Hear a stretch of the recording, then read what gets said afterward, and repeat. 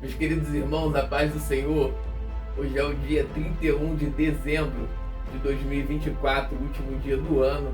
E amanhã, muitos irmãos vão iniciar um projeto de leitura da Bíblia em um ano.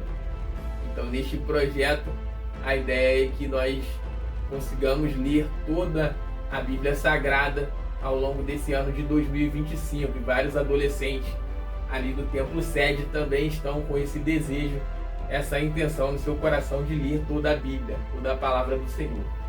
E quando nós iniciamos esse projeto, esse propósito, provavelmente temos a intenção de começar lendo o livro de Gênesis. E para você que vai iniciar amanhã a leitura do livro de Gênesis, esse vídeo tem por objetivo fazer um pequeno resumo, trazer um pequeno panorama do livro de Gênesis, para que a sua leitura já parta de alguma compreensão prévia.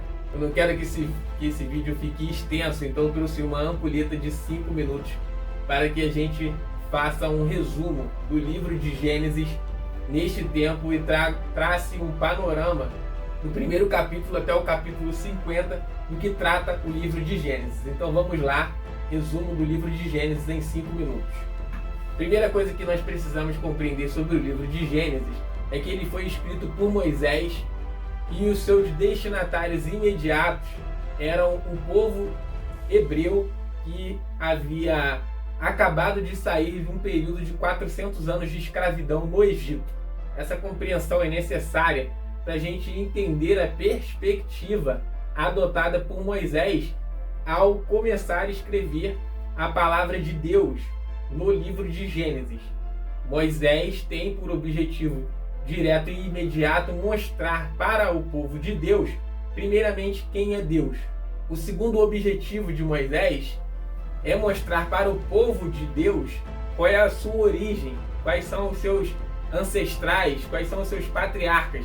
Então a história do livro de Gênesis tem esses dois pilares principais. Por isso que o capítulo 1 já começa com uma declaração sobre Deus, que traduz muita coisa sobre ele, na medida em que Moisés registra: no princípio criou Deus os céus e a terra. Então esse primeiro capítulo do livro de Gênesis fala sobre o poder de Deus, como Deus criou todas as coisas. É um claro contraponto entre o Deus de Abraão, Isaac e Jacó, que os hebreus já tinham ouvido falar pela transmissão oral dos seus pais, dos seus avós ali no Egito, mas que não tinham conhecido experiencialmente, quanto Abraão, quanto Isaac, Jacó, que tiveram contato direto com Deus, como Moisés, a quem Deus apareceu ali na sarça ardente e lhe deu uma missão depois de ter se revelado a ele.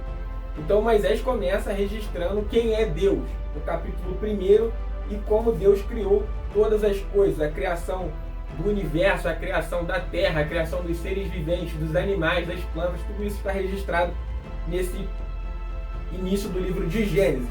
No capítulo 2 nós vemos a formação do Jardim do Éden, a criação da mulher. No capítulo 3 a tentação e a queda do homem.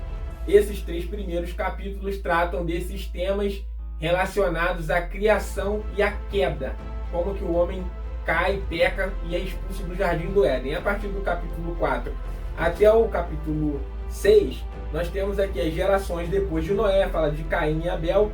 No capítulo 7 a gente tem a história de Noé e da arca. O capítulo 9, o pacto com Noé. O capítulo 10, os descendentes de Noé. E o capítulo 11 fala sobre a Torre de Babel, quando há uma confusão das línguas e os seres humanos vão cada um para um lado de acordo com o idioma que eles começam a falar.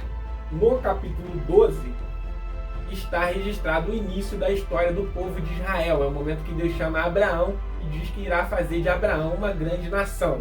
Então o capítulo 12 inicia a história de Abraão e essa história percorre vários capítulos.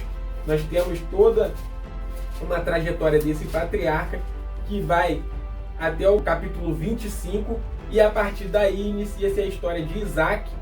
E essa história de Isaac é uma história mais curta, praticamente uma transição entre a história de Abraão e a história de Jacó. A história de Jacó ocupa um espaço maior no livro Gênesis do que a história de Isaac. E a história de Jacó, dos seus filhos, do seu trabalho, vai até o capítulo 36 e a partir daí nós iniciamos a história de José.